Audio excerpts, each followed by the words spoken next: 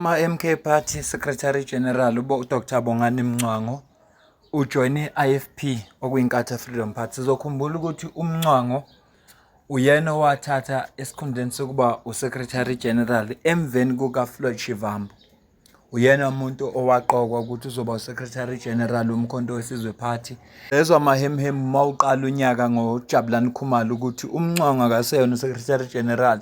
Kodwa nje uMkhonto weSizwe Party ulinde usuku oluright ukuthi umemezele. Kwathi emavikini ambalwa adlule baba ne-media briefing basazisa ukuthi cha uMngcwango lona sebemremovile as uSecretary General woMkhonto weSizwe Party. Kunalokho baqoke uSibonelo Nomvalo ukuthi uyena ozoba uSecretary General.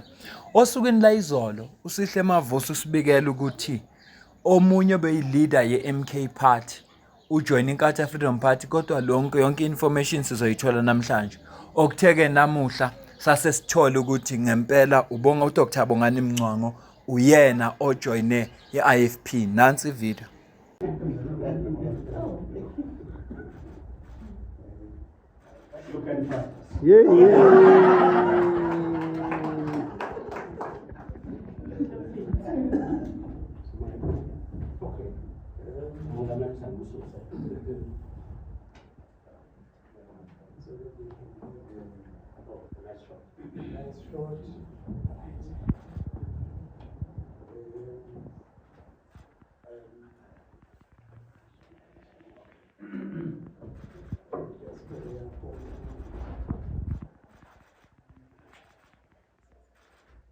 Emveni kokuzwa lezi ndaba ngiyibhekile ki-media briefing from SABC 1KZN ngathola ukuthi abayistream live ngezathu ezehlukahlukene. Yazi ukuthi amaqembu njenge-IFP akuwona amaqembu othi mawa streamer bese letha ama-numbers amaningi noma ama-views amaningi. Ngiyasola ukuthi sona sizathu abenza ukuthi esenza ukuthi bangayistream live, kodwa kunalokho basazise nje okuqhubekalayo khona ngoba SABC iphakathi media briefing basazisile ukuthi former MK Party Secretary General sekajoyine iNkatha Freedom Party. Fortunately uma ngithi ngingena ku TikTok ngithola ukuthi i-IFP i-live, ngase ke ngizama uku-screen recorder noma ngiyithola iphakathi, kodwa ngithole sekukhuluma yena uMngcwango.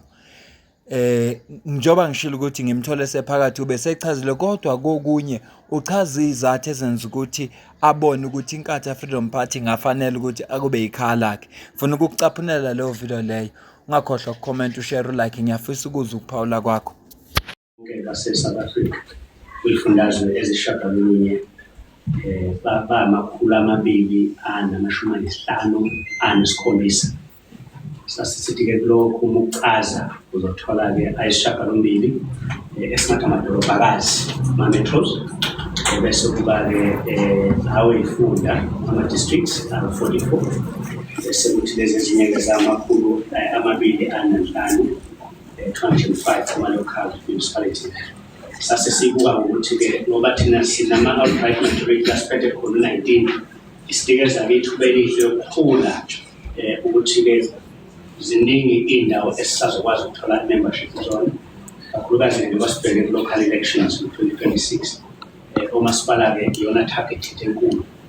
Kumnandi-ke kuba ukuthi ubheka ubuso be-candidate leyo efanele iphathe kuleyo ndawo, awubheki kakhulukazi ubuholi phezulu kodwa ubheka lapho. So ngenxa yokuthi-ke nawo-ke umlando ukuba nozinzo kwenza kube lula ukuthi noma sesibeka-ke labo bantu local, ezinye zezinto-ke ezinenze ngathi-ke angibona lapha ku-IFP.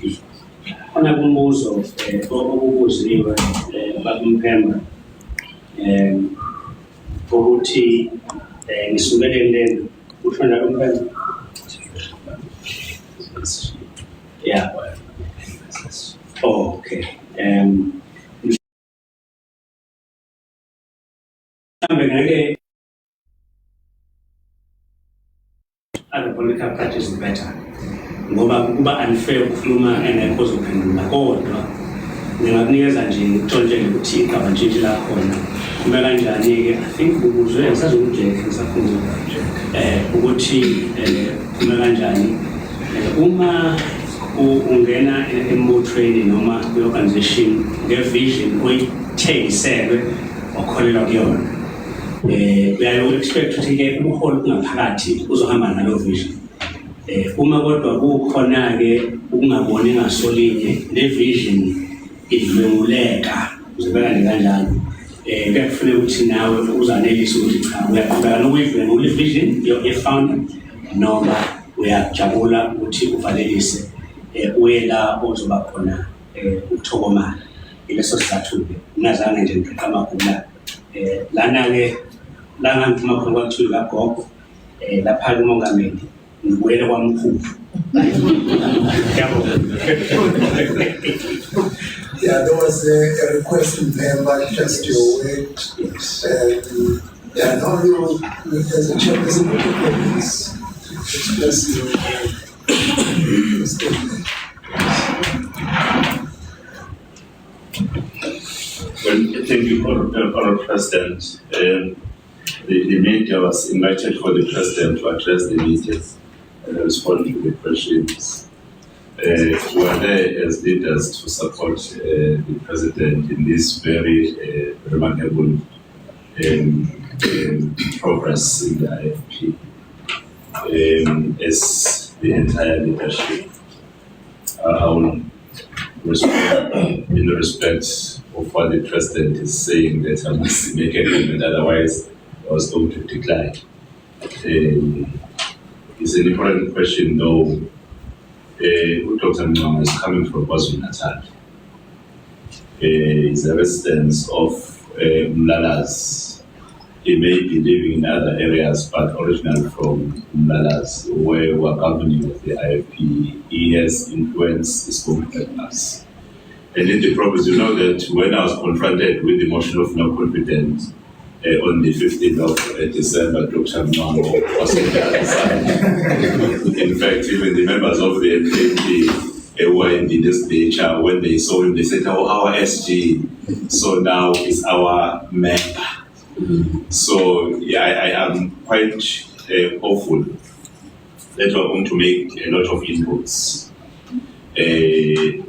not only in the MKP, in KwaZulu-Natal, as the President has already indicated that he will be welcoming new members. You will be surprised to know the requests that are on the table already to welcome new members from different areas. And it's going to add value in our work as the Provincial Executive Committee in the Province of KwaZulu-Natal, because when we work in KwaZulu-Natal, we work on behalf of the President and the entire national leadership. And having Dr. Mngwangwa alongside in our programs is inspiring hope that we're going to see thousands and thousands of MKP members joining the IFP, and members from other political parties also joining the IFP. I want to believe, Honourable President, that we did not win by elections because only IFP voted for the IFP. People of KwaZulu-Natal voted for the IFP. So that is inspiring and encouraging. There is a party, in fact, we are at a point wherein people are able to identify the significance of the IFP in providing service to the people who are in government, as you know, both national and provincial. And I'm quite hopeful that Dr. Mngwangwa's presence is going to communicate a correct message about IFP to even the members of the MKP who will be inspired to also join the IFP. I will be just brief and thank you very much, President, for allowing me to respond. This is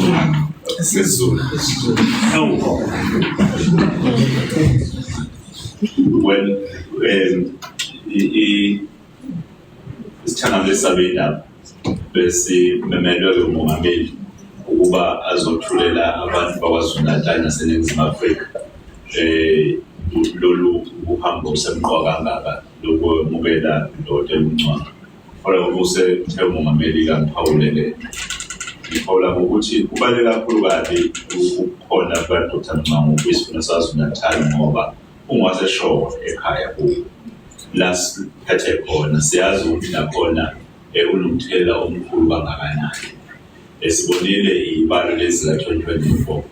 Manje ke sinethemba ukuthi njengoba sinaye ke sisukela esimeni esase ngamnandi njenganamhlanje mhla 15 lapho la babethi hayi asabthemba uHoli ubakhona nangulehlezi ngakuyindawo ke ejatshulelwa nabanye bangabuthi awu nami unobhala jikelele wethu manje kusengowethu usengapha kwe-IFP. Sinethemba ukuthi lokho kuzokwenza ukuthi abantu babuye bazojoyina i-IFP bebona ngempela ukuthi uma inkatha ijoyinwa odokotela besuke ey'khundleni ey'phezulu kangaka, kusho ukuthi ngempela kusuke isinqumo esifanelekile uma ngabe uyojoyina iqembu lenkatha Freedom Party.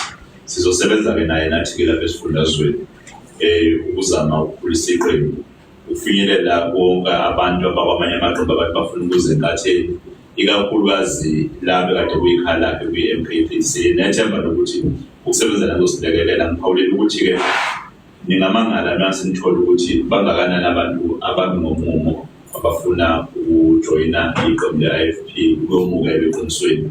Lo mongameli kade ephawula nje ukuthi uyobamukela la KwaZulu-Natal impela amakhona amaningi baningi okuyisikhathi sethu esingazange savuma ukuthi kwenzeke, kodwa nizokubona kuqhubeka kwenzeka ukukhombisa ukuthi iqembu lenkatha linokwesekwa kangakanani. Ingakho nama-elections iqembu lenkatha belingawini ngamalungu enkatha kuphela, khona abantu bakwaZulu-Natal bebevota bengasona amalungu enkatha ngenxa yokubuthi awunansi inkathi khona uhulumeni isebenza indlela eqondile. Sekuphawuleka uDokotela uMncwangu ngisaphinda-ke ngaphetha nje kanjalo ukuthi uDokotela uMncwangu impela sizogijima naye, sizosebenza naye.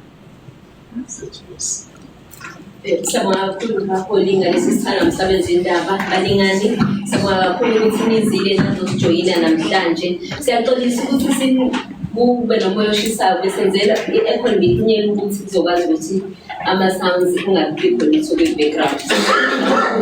Besicela ukuthi abalingani. Just one mistake. Ngoba nizobe nenza your records just to correct. The Extended National Council is 19 April on Sunday, not 20 April.